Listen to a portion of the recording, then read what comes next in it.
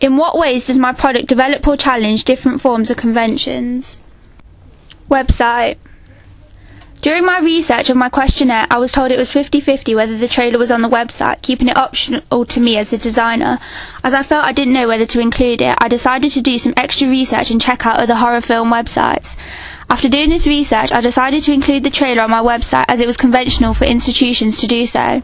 Doing this would allow the audience to watch the trailer when visiting the website instead of going elsewhere. Also, I kept my institutions consistent throughout my poster, website and trailer to remind the audience who will be producing and distributing the product. During my research, it was clear that some sort of narrative was to be provided through producing my website. I found that images were a strong source of capturing the audience's attention. During my research, I found it was conventional to use an image that would relate to the trailer, creating narrative for the audience.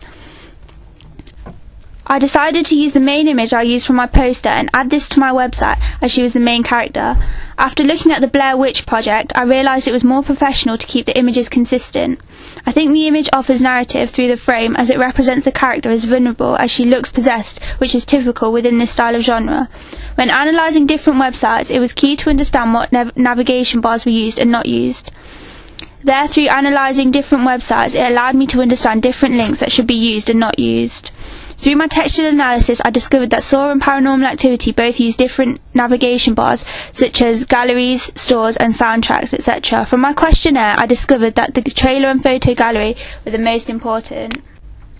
I decided to challenge the convention of having the navigation bar across the top or the bottom, as I felt it would clash too much with my layout. Therefore, I challenged the convention and located the navigation bar down the side of my website.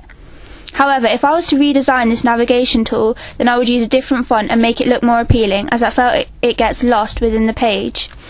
I decided to add a feature in the top left that allowed my audience to enter their postcode to find the nearest viewings at their cinemas.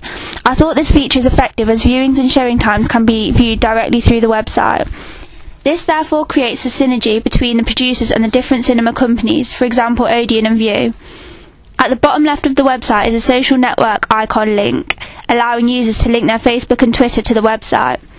Viral marketing is becoming huge within the film industry in order to promote their product, so I decided on conventionally following this idea. When analysing the Saw website, I thought the layout was too complicated for me to replicate, as there was a lot of interactive elements to it, for example the startup video. However, the Paranormal Activity website was effective, but I felt wasn't well enough as there was not enough interactive elements. So I decided to develop this convention by adding interactive buttons such as a story, photo gallery, cast and downloads. This was a convention I developed from doing extra research by looking at the Insidious website.